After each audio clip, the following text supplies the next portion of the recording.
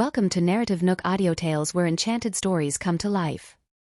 If you enjoy our stories, please subscribe, like and share to support our channel. Enjoy listening. Class A once again failed to finish first, and the class teacher's face sank again. When he saw Miss Emerson look at him with a proud face and a disdainful look in the eyes, he got even more exasperated. So he took it out on Nora. "How did you train your classmates? Do you mind explaining how we lose to Class B in every game? Do you still want to be a class monitor?" "I want to be a class monitor. I swear I will finish first in the next game to make our class proud," Nora said timidly, but secretly, she had an evil plan in mind. Soon it was time for Vivian's turns for the relay race. For the sake of prizes, she had given it all out during the training and done exactly what Nicole told her to do by spending most of her time with her teammates to build up their tacit understanding of each other. Vivian, Lily Moreno, Lulu, and June came to the starting line and performed some warm-up exercises. Nicole kept watching them. As the four of them looked back at her, she gave them a nod of encouragement. With Nicole's morale support, their confidence doubled. At this time, Nora was smiling evilly from the sidelines, as if waiting to see their misfortune or something. "On your marks." Bang! Lily, as the first baton, handed the baton to June's hand without a hiccup. June was running parallel to a contestant from Class A but gradually falling behind. Meanwhile, Lulu was waiting anxiously at the relay point, cheering for June in her mind. "You can do it, June." The baton was soon passed to Lulu. Seeing that the Class A contestant had gone ahead of her, she ran as fast as she could. But at this time, she felt a sharp pain in her foot. Lulu ignored the pain, gritted her teeth, and continued to run toward Vivian. Nicole was watching and had also sensed something amiss with Lulu. She knew Lulu could run faster than this. She looked at Nora, who was watching the competition triumphantly on the other side, and began to suspect something. But since the game was still going on, it was impossible to stop the game. Nicole had no choice but to watch Lulu run and then hand over the baton to Vivian with a painful look on her face. While waiting for the baton, Vivian also noticed something was wrong with Lulu. But there was no time to worry about that, as her rival was already one step ahead of her. Once getting the baton, she wasted no time running toward the finish line. Just when everyone thought Class B would lose the relay race this time, a miracle happened. Vivian ran with all her strength and crossed the finish line in a burst of speed, barely milliseconds ahead of a rival. The joyous expression on the class teacher of Class A faded in an instant. He glared at Nora with dissatisfaction and then sat down and ignored her. "Vivian! Vivian!" Her classmates shouted her name. This was her first time feeling the warmth from her classmates. But this was not the time for this. Vivian and June rushed to help Lulu back to the rest area. After Lulu laboriously took off her shoes, everyone saw the blisters on her foot, and it was bleeding. Spencer and Samuel were here to cheer for the team. But when seeing blood on Lulu's foot, Spencer immediately took her up in his arms and carried her to the infirmary. Lulu was in pain and could not control her expression. But when Spencer carried her in his arms, she felt it heartwarming, and the painful look on her face eased up somewhat. She leaned against Spencer's chest to cherish this hard-won moment. Nicole picked up Lulu's shoes for examination with a grave face and found some hard plastic shrapnel behind the shoe lining. Nora had come over, wanting to amuse herself. But before she could say anything, her eyes collided with Nicole's piercing eyes. "If you think of getting any first place in this year's sports day, perish the thought. You won't even get one." Nicole snapped. "Isn't it too premature to say that, Nicole? The next game hasn't started yet. Let's wait and see." Nora glanced at Nicole as if she had done nothing and then at Jack before she left with a sneer. To prevent Lulu's accident from happening to others, Nicole immediately told her teammates who were about to go on the track. "Take off your shoes and check them carefully. Put them back on only after you find no anomaly. Alert me at once if you find problems." "Nicole, I found some hard plastic in my shoes." Jack pulled the thing out to show Nicole. Nicole glanced at all that. "It is exactly what I thought. Does anyone else have it?" "I have the same problem too." Wayne took out the same hard plastic. Collect these shoes and hard plastic shrapnel and find someone to keep them, Nicole instructed. Those who have finished the competitions, take off your shoes and put them on others. Nicole arranged things in an orderly manner. The men's relay race is about to start. All contestants, on your marks. Jack and Wayne put on the shoes that did not fit well and walked to the starting position. On your marks. Bang! The men's relay race had started. The male students of Class B were wearing shoes that did not fit, but they still overcame difficulties and smoked other contestants, successfully winning first place. Once again, Nora's class had still failed to finish first. Up next was Nicole's game. She would not give Nora a chance to sabotage her performance. The contestants from Class A stretched. They picked up the shot and put it out forcefully. She achieved a fairly medium distance. When her classmates saw the results, they all applauded. Nora was delighted, as she thought there was finally something she could be proud of. She looked at Nicole triumphantly. It was Nicole's turn. Nora was keeping an eye on her as she thought she could finally see how Nicole would embarrass herself. Nicole picked up the shot, and everything was set.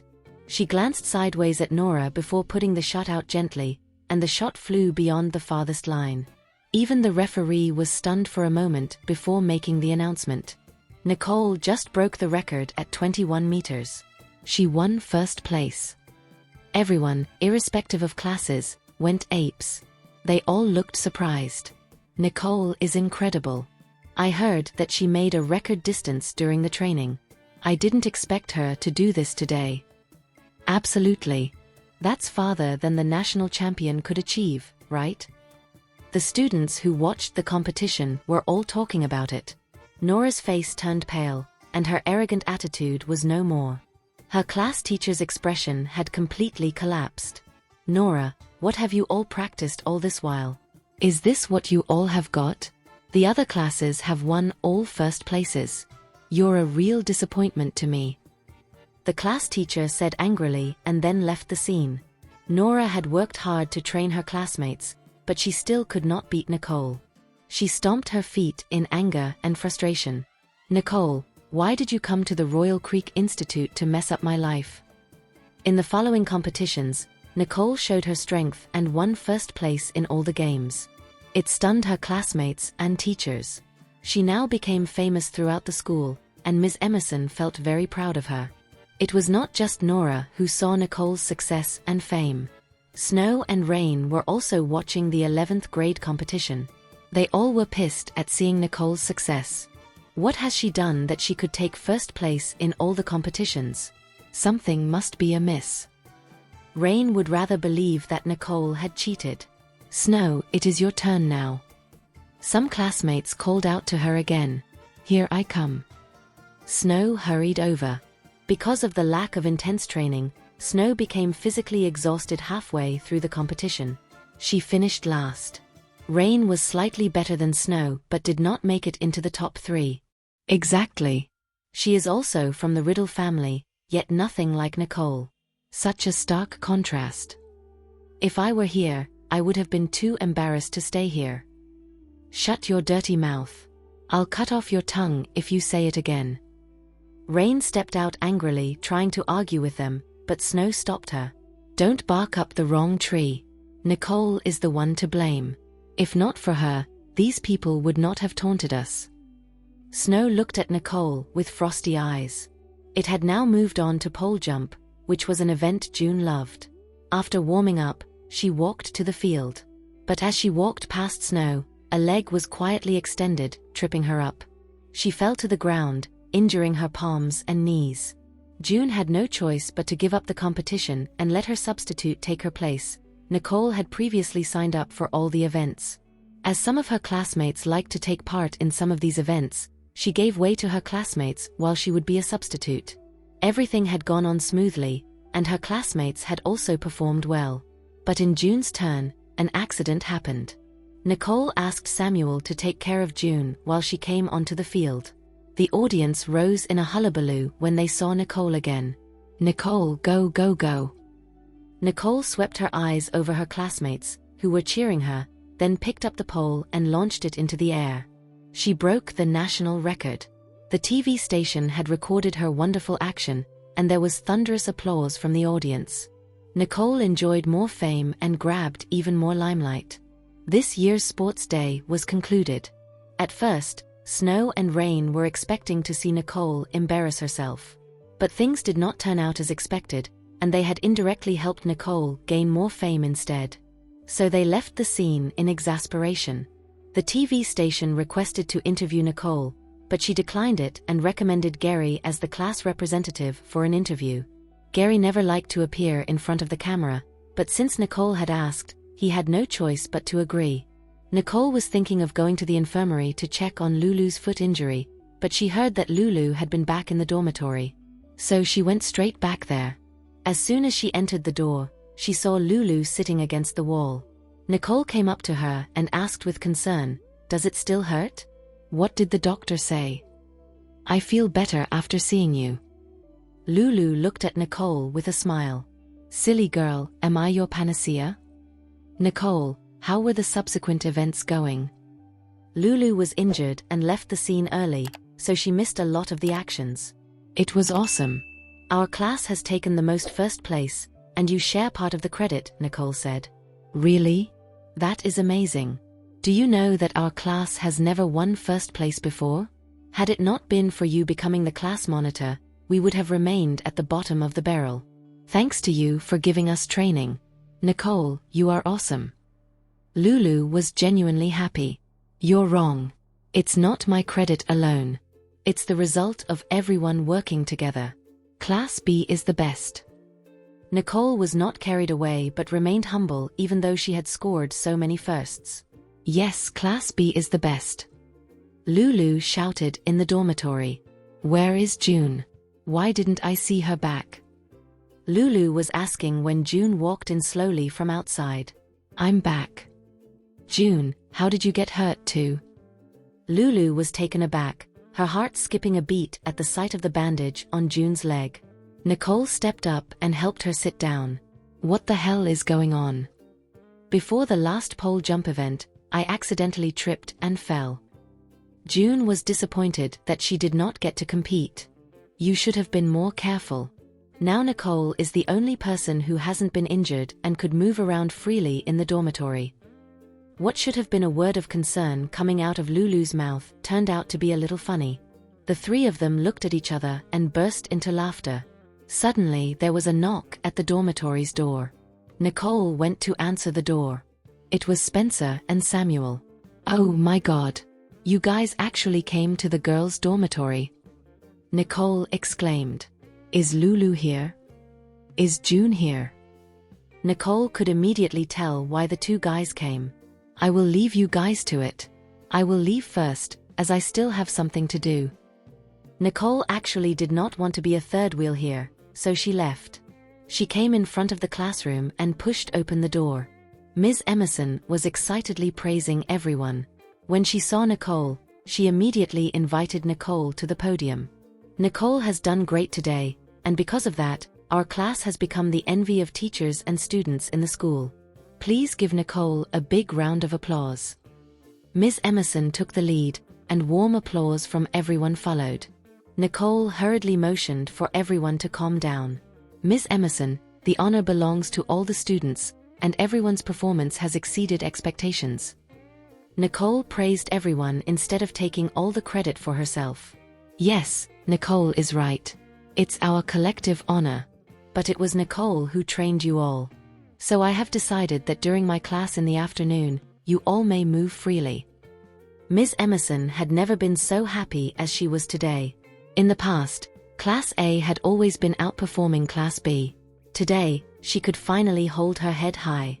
Vivian suddenly remembered that there were prizes given for this year's sports day. So she took the opportunity to ask Ms. Emerson, "Didn't you say that there were prizes for taking first place? I was so happy that I almost forgot such an important thing. Anyone to follows me to get the prizes? I will go." Vivian was the first to raise her hand. So Ms. Emerson took Vivian and a few others to collect the prizes. Because their class had won too many prizes, Nicole, as the class representative, had only received a symbolic prize and the prize list on the podium of the competition. After a while, Vivian and her classmates returned with boxes of prizes, and Ms. Emerson instructed Vivian and others to distribute them to everyone. They were all happy to receive the prize. Just as Nicole said, these prizes are all big-name items. Nicole couldn't be lying. And I'm grateful to be in the same class as Nicole. Otherwise, these awesome prizes would have belonged to someone else. You're right. When I went out to collect the prizes, people from the other classes looked at us enviously. Nicole, thank you. Had you not trained with us, we wouldn't have gotten these big-name prizes. We're sorry that we opposed you before this. Those students who had worked against Nicole during the training apologized to her now. When I see everyone has a prize in their hand, I know that our previous efforts are worth it. Let's forget the past, and remember today that we can do it as long as we want it hard enough. Watching her once naughty classmates approve of Nicole, she knew she could never change Nicole's place in the class. As much as she did not want to concede defeat, she no longer dared to be foolhardy now. She fiddled with the prize in her hand as she walked over to Nicole and whispered a thank you. Nicole looked back. When she saw it was Vivian, she complimented her. This results from your efforts, and you should thank yourself. You have won 4 first places for the class. Vivian was transfixed for a second, not expecting Nicole to praise her. She seemed to have found a little sense of existence in front of Nicole, and she started to admire her. After the sports day, the school announces a few days off. Nicole was carrying her backpack and was on her way to return home when she ran into Harvey. Nicole, the tender day of the Aegis Corporation project will soon arrive. Shall we discuss the bidding? Harvey asked. He knew that this was a rare opportunity where he could spend time with Nicole alone. If not for Aegis Corporation's tender, the Riddle family would not have worked with the Ellison family, and he would not have had an excuse to see Nicole so often. Okay, let's go to Riddle Corporation. Nicole felt that since they were discussing the tender, Sean's office was the most ideal place as he had more comprehensive material. Harvey did not dare to object. He was fine as long as Nicole agreed to meet him. So he drove Nicole to Riddle Corporation. Why didn't you make a phone call before you came so that I could make preparations, Nicole? Sean ran into Nicole and Harvey when he came downstairs. Are you going out? Nicole asked when he saw Sean with a briefcase in his hand. I need to discuss a project with a client. Sean shrugged helplessly. It's okay. I will leave you to it. We're here just to discuss the tender. Okay. Steve knows where the files are. I'll call him and ask him to come down to meet you. Sean pulled out his phone and was about to call Steve. No, it's all right. We will go up and find him. Nicole stopped Sean. I'm really sorry, Harvey. Maybe we can go for dinner when I am back later. Sean then hurried away. Nicole and Harvey took the elevator up to the 36th floor, and Nicole said not a word to Harvey in the elevator. As soon as they stepped out of the elevator, they saw Steve standing there, greeting them. Nicole shook her head, knowing that Sean must have told him. You're quick, Steve. Sean said he bumped into you two downstairs and asked me to receive you too. He has got to go, as he has an appointment, Steve explained. Welcome to Riddle Corporation. Steve politely shook hands with Harvey. My pleasure. Harvey smiled politely. This way, please. Steve gestured. Why didn't you two make a phone call before coming? You almost caught me off guard. Steve glanced at Harvey. You sound exactly like Sean. We bumped into each other on the street, and the suggestion to discuss the tender here was an impromptu decision, Nicole said. Steve led them to the conference room and sat down. Please give me a moment. I'll go get the files. It did not take long for Steve to come back with all the files relating to the Aegis Corporation's tender. That's a lot of files. Harvey looked at the pile of files stacking up together. He was looking for an excuse to be alone with Nicole. With so many files in front of him, it could take them hours to read through them. Let's get started. Nicole just wanted to finish the discussion with Harvey as soon as possible so that she could go home and rest. Nicole, take a look at this. Harvey deliberately took a file and leaned closer to Nicole, asking for her opinion. What is it? Nicole could not see any problem. A multinational corporation as large as Aegis Corporation will surely want to give their projects to companies with a solid background, as reputation should be the most important thing for them.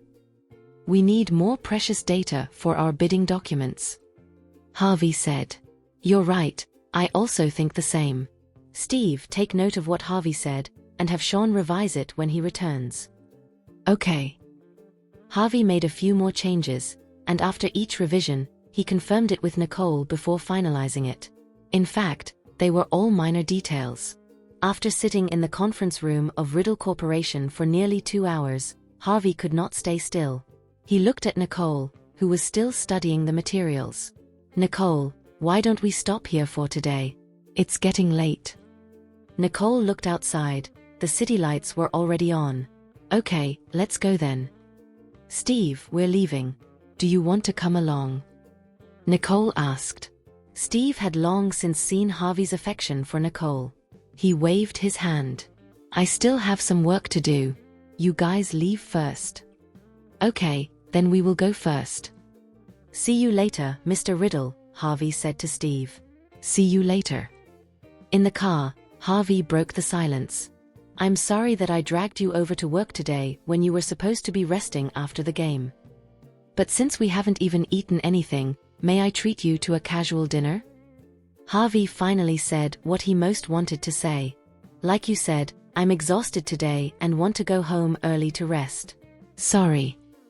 Nicole politely declined. That's okay, then I will meet you at your house tomorrow. We'll discuss the tender again. It is the school holidays these few days. Harvey continued to create opportunities for himself. Having just politely declined Harvey's kind offer, Nicole was too embarrassed to turn him down and had to agree reluctantly. Okay, but I might have to sleep in. Oh, no problem. I'll be there later. Harvey saw Nicole did not refuse him and became hopeful. The car pulled up steadily in front of her home. Thanks for the ride back. Bye. Nicole waved to him and got out of the car. Bye-bye. Harvey kept looking at Nicole as she went and only started the engine when she disappeared into the house. The next day, Nicole slept in before getting up. By the time she got downstairs, Harvey was already sitting in the living room chatting with Daniel. Hi, Nicole. Harvey greeted her. Harvey, how long have you been here? Nicole looked at him with slight surprise. It's been a while. Did you sleep well? Harvey looked at her with a smile. Pretty good. I need to eat something before I can discuss it with you. There's no hurry. Take your time. I'm having a great conversation with your father. Harvey was just fine, as he just wanted to see her, and discussions were nothing more than an excuse. Good. Nicole looked at Daniel, then went into the dining room and really took her sweet time. Thinking that Harvey would drag herself to continue discussing the tender later, she really did not want to deal with it. So she took out her phone to send a message to Sean. Are you busy right now? It's all right. What's up? Harvey is waiting for you at home and wants to talk about the tender. Nicole deliberately said that Harvey was waiting for him. At home? Okay, I'll be right back. She put down her phone and was in a good mood because someone would stand in for her in a moment. She took her breakfast with ease, occasionally looking over to the couch, where Harvey and Daniel were talking passionately. Sean's drive took at least 20 minutes. Nicole finished her breakfast and came to sit on the couch. She had to put on a front until Sean returned. I'm sorry for keeping you waiting. Shall we continue the discussion from yesterday? Nicole looked over at Harvey. Sure. Harvey gave Nicole a fond look. Daniel saw the clue and immediately made himself scarce, leaving only Nicole and Harvey in the living room. What would you like to drink? Nicole asked. Anything. He would love it as long as it was Nicole who made it. Nicole got up and went into the dining room. She came back with a glass of water and put it in front of him. Thank you. Nicole, I saw your wonderful performance on the sports day. I'm sure you must be very fond of sports on normal days. Harvey started by asking about her interests and did not seem to have any intention of talking about the tender. Aha. How about we go play tennis together someday? Harvey extended the invitation again. Sure. Harvey, this project is one of the best projects this year. Looking through the bidding proposal, what do you think our chances of winning will be? Nicole had to bring the conversation back to the tender. My analysis is that we have an 80% chance of winning. Harvey was confident in his work. Riddle Corporation was stronger than McCarthy Corporation, and with the Ellison Group connections, the scale definitely tipped in their favor. There still seems to be a 20% uncertainty. Nicole mused. Harvey saw Nicole's concern and reassured her. For a project of this magnitude, 80% certainty is as good as 100%. So you don't have to worry. I've got everything. Harvey looked at Nicole with determination. As they spoke, Sean walked in and hurried over to them. I'm sorry for keeping you waiting, Harvey. Sean looked at him with an apologetic face. Harvey looked at Sean, who appeared all of a sudden and was confused about the situation for a while. Where did you guys get to in your discussion? Sean went straight to the point. We're discussing whether we can win the tender. Nicole could see Harvey's confusion and hurriedly chimed in to avoid Harvey's question. Oh, I did the bidding document this time. What do you think, Harvey? Sean wanted to hear Harvey's opinion. The bidding document was well done, and I had told Steve about a few details yesterday. Harvey's mind was still wondering how Sean could come back in such a hurry when he was so busy. That's good. I've made adjustments to those details this morning. Here's the new bid document.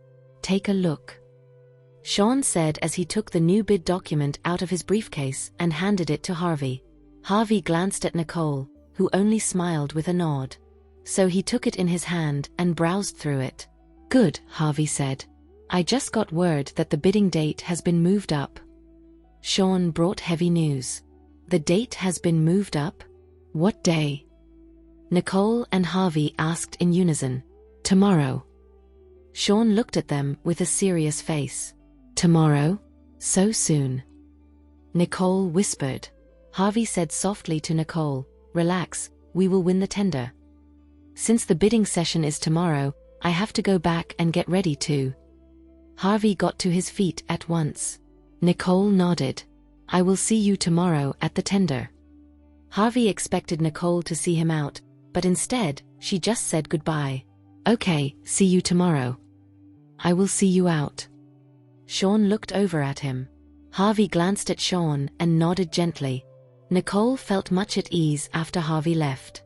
She felt the atmosphere was weird with him around. The following morning, Aegis Corporation held a bidding session on time inside the bidding venue. Mr. Harmon sat on the second floor with the representatives from the bidding companies and media below. The McCarthy and 3 other families had arrived early to the bidding session. Hearing that Mr. Harmon was on the second floor, they were going up to pay a visit. But when they reached the staircase, the security guards stopped them. The 3 families had to return to their seats and wait for the bidding to begin. After a while, Nicole, Harvey, and Sean walked in.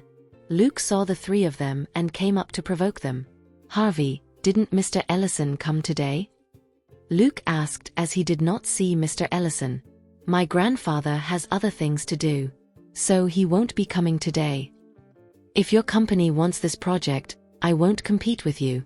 But if you work with the Riddle family, then I will have no choice but to compete. Luke looked at him with a pleasant expression. Harvey did not take Luke's threat too well, and he sneered. I'm looking forward to it. Luke saw that Harvey was not intimidated, and he turned to Sean. How have you been lately, Sean? Mr. McCarthy, how's your health these days? Words choked in Luke's throat. Mind your words, young man. I heard that in order to get this project, you are using your sister to get close to the Ellison family. It is clear that the Riddle family has paid a lot for this. But you may still not get what you want. Luke laughed out loud. Cut it off, Mr. McCarthy. Harvey immediately stopped Luke. Luke's voice was loud, and what he said had caught everyone's attention. The media aimed their cameras at them for interviews. Mr. Harmon was sitting on the second floor and had a good view of what was happening below. "Mr. Riddle, is it true what Mr. McCarthy just said, that Riddle Corporation uses their own family members for the sake of profit?" A reporter asked Sean. "This is simply a fabrication by Mr. McCarthy. The Riddle family would never use their own family members for profit. Mr. McCarthy is using an underhanded method to vilify others here. He is stooping too low." Sean mocked Luke. "Mr. Riddle, I have one more question." "Nicole?" came the voice of Mr. Harmon. Everyone looked at the source of the voice. Just as they thought Mr. Harmon was coming to meet them, they saw Mr. Harmon go straight for Nicole. "Hello, Mr. Harmon." Nicole looked as if she was not surprised by his appearance at all. "You're here for the bidding too?" Mr. Harmon asked. "Yes, I am here to bid for Mr. Harmon's project on behalf of Riddle Corporation." Nicole faced Mr. Harmon as usual, calm and collected. Luke's heart skipped a beat when he saw that Mr. Harmon and Nicole knew each other. "I didn't know that Mr. Harmon knew the people from the Riddle family. Why didn't you find out such important information?" Luke chided the assistant beside him. "I didn't hear you mention it the last time we met, but I didn't know that Riddle Corporation belonged to your family." Mr. Harmon was surprised. "The bidding is about to start. See you later." Mr. Harmon just came down to say hello to her. After Mr. Harmon left, not only those at the scene were talking about it. Even Harvey and Sean looked at Nicole with surprise. "Why didn't you tell us you and Mr. Harmon knew each other?" Sean looked happy. "What is there to say? We bid on our own merits."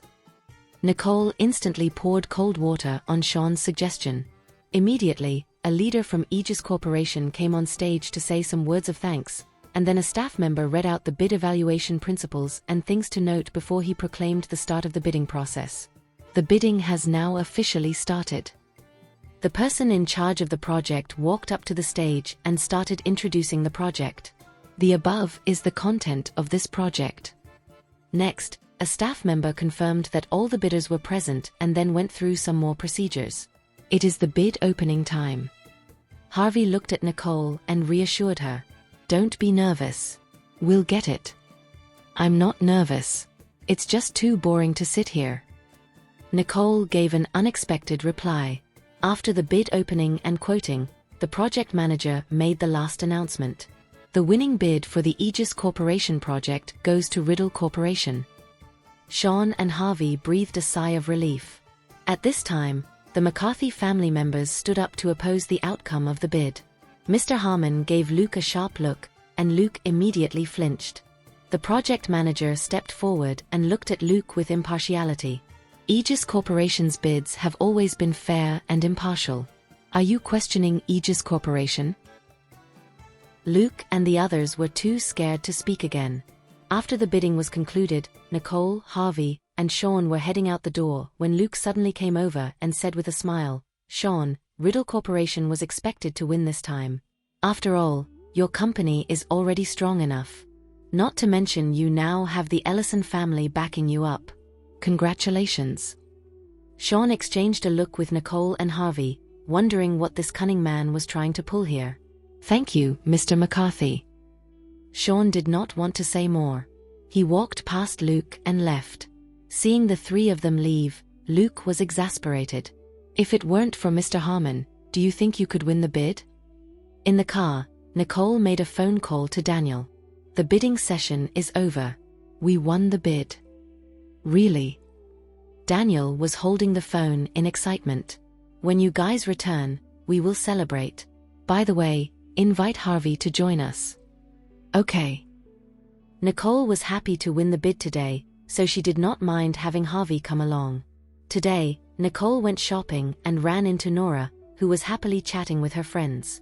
When Nora looked up, she saw Nicole, whose face reminded her of what happened on the sports day, and things still clouded her sanity.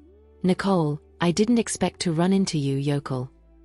Nora had taken to using that phrase to belittle her. Nicole did not bother to respond but wanted to walk past her on the other side, but Nora stood in her way. "You feel so proud of yourself now, don't you? Not only did you steal all the limelight from me, but you also caused me to be scolded by my teacher. Why did you do that to me? Nora spilled her guts in the street. Don't blame others here for your ineptitude. You might as well go improve yourself if you have the time, Nicole retorted. Do you think you are qualified to lecture me just because you're a famous person at school? I think you deserve a good beating. Nora was furious and reached out to slap Nicole. But Nicole parried her attack and knocked her to the ground instead. Lying on the ground, Nora felt so humiliated. Nicole walked past her and left. At first, she thought of coming out for a break, but bumping into Nora had ruined her day. After Nicole left, Nora sat on the floor and called Gloria. Instead of going home, Nicole went to the cafe. Seeing Nicole come in, Claus greeted her, sat her down, and made her a cup of coffee. He also noticed that Nicole was not in a good mood. So he took out his phone and sent a message to Jared. It did not take long before Jared appeared in the cafe's doorway. Jared? The moment she saw Jared, her mood instantly improved. What brings you here? Nicole looked at him. Of course, to keep you company. Jared took her hand in his. I heard the sports day was a success, and you're now a celebrity at school. Jared looked at her dotingly. The sports day was really quite successful, but I'm not as famous as you say. Nicole remained modest in front of Jared. You know, that's what I appreciate about you, a very humble mind, no matter how much you've done. Jared had not realized that he was still complimenting her. I learned that from you. Nicole quipped. By the way, there's something happy I want to tell you. Nicole looked at him with excitement. Oh? Tell me about it. We got the Aegis Corporation project. Jared nodded. A merry thing indeed, but I have something even happier to tell you. Nicole did not expect this. What other happy things? About our engagement, of course. Nicole looked at Jared and blushed. This is something that my mother has been hastening me about. Jared sighed, feeling a little frustrated. It seems that our engagement is not as important as a project in your mind. I'm really not prepared for it. She surreptitiously observed Jared's expression. Jared thought their engagement would add icing to the cake, but it turned out to be his wishful thinking. It seems I was the one who was jumping the gun. If you haven't thought about it yet, we can postpone it. Jared's emotion fell from its height to its lowest. Just kidding. Nicole looked at him with sudden amusement. How dare you joke about this kind of thing? I will have to fix you now. After saying that, he picked up Nicole and shoved her into the car. After finishing classes, Nicole, Spencer, and Samuel went home together. Just a short distance out of school, someone rushed over to attack Nicole. But Nicole was quick in her reaction. She grabbed the attacker's hand, spun around, and threw the attacker out. It turned out that it was Joyce who attacked her. Joyce's bodyguards saw what happened and rushed to catch her, preventing her from falling. Beat the daylights out of her. Joyce barked an order. Immediately, a group of men in black came up and surrounded Nicole. Ignoring if anyone was watching, Nicole swiftly beat them to the ground. A bunch of losers. You all couldn't even beat a girl. Joyce scolded.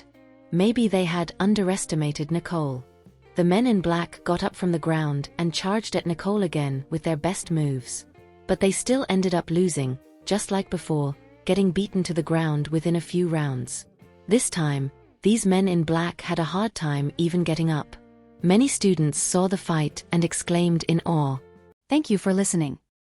If you have enjoyed this story, please like and share so others can see it too. Also hit the subscription button and notification bell so you can be notified on our next release. Thank you for your support. God bless you.